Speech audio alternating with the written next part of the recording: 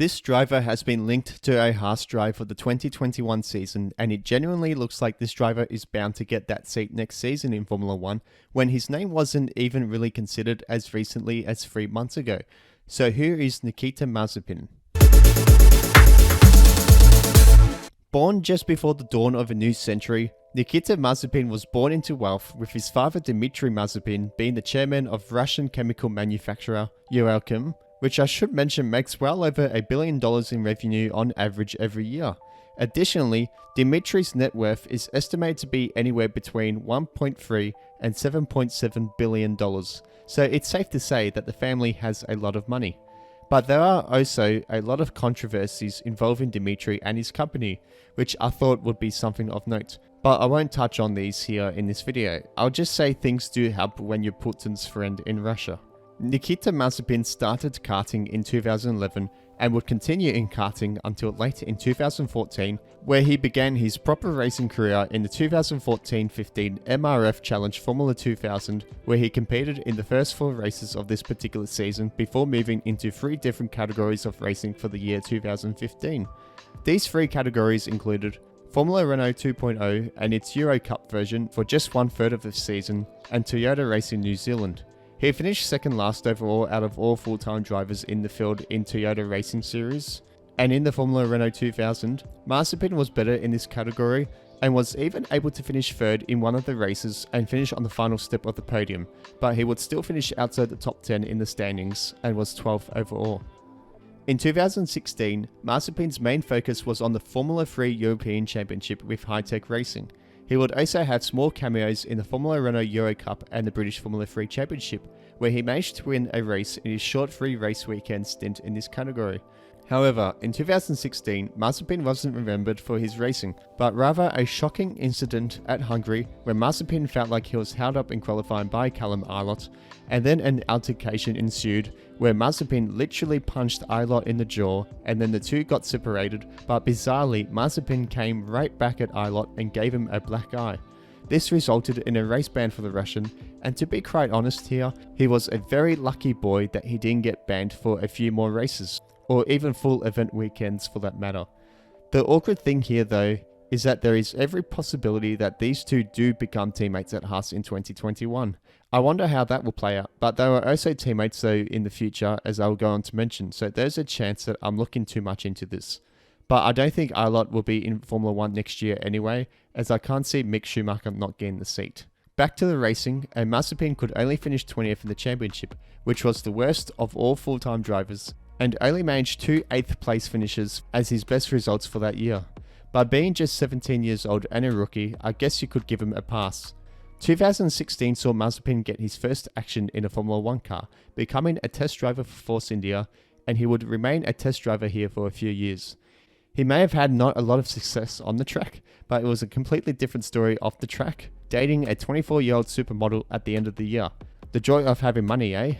2017 was better for Mazepin, where he began scoring points on a regular basis in European Formula 3 and was even good enough to score himself 3 podiums for the year, including 2 second-place finishes, and this saw him finish 10th in the driver's standings, which was decent, but still some way back from the title contenders. He also did very well to stay away from any major controversy over the season. 2018 saw Mazepin make the move into GP3 with ART, and it turned out to be a great move for the young driver, where he marked himself as a genuine contender for the category, with an opening race win. He was in an intense title battle with the late Antoine Hubert and rival, as well as his ART teammate Callum Ilott all year.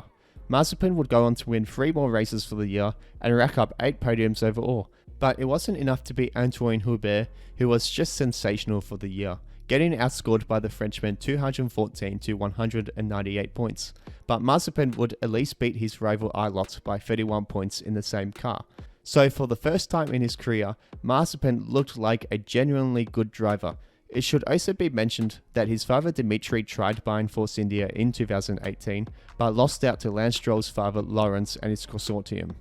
Dmitry later called the takeover unlawful, and will be taking the Force India administrators to court, with the trial to be in late 2020, so stay tuned I guess lol. Mazepin made the jump to Formula 2 in 2019, But unfortunately for Mazepin, it was very much a season to forget, with Mazepin only being able to score 11 points for the entire season, which was only good enough for 18th overall. Additionally, Mazepin was the cause of a scary crash with Nobuo Matsushita at Sochi and was rightly blamed for what was dangerous driving, especially just weeks after the tragic death of Antoine Hubert. Mazepin did some testing for Mercedes in 2019 too, in the 2017 championship winning car. Over the season, Mazepin kept himself active, driving in the 2019-20 Asian Formula 3 Championship for High-Tech, where he finished third overall with 186 points. And currently in 2020, he moved back to High-Tech in the Formula Racing Pyramid 2. And while it was a sluggish start for the Russian, he will drive himself into some good form and kept building on this during the season, proven with his first ever win in F2 in the first Silverstone feature race.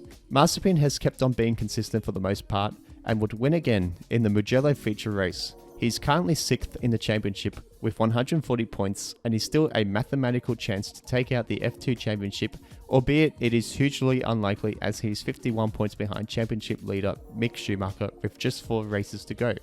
But 2020 has seen Mazepin get involved in controversy once again, with him hitting the second place board in the direction of Yuki Tsunoda at Spa, after being frustrated as he was given a penalty which cost him the win. Also, controversy off the track, as he made a rather poor comment on George Russell's Instagram with the allegation that he knew a secret about the British driver. So in conclusion, with all of this said, for me overall, I think the way that I see it is that if you do look at Mazepin's racing record outright, it doesn't look particularly impressive at all, and the same could even be said for his karting career.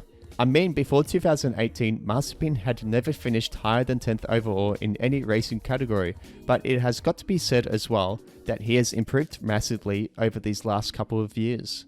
And while he's a highly controversial figure with a heap of finances behind the Russian driver, he is still making a lot of noise from recent performances, and he does deserve to at least be a candidate for a F1 seat in the near future.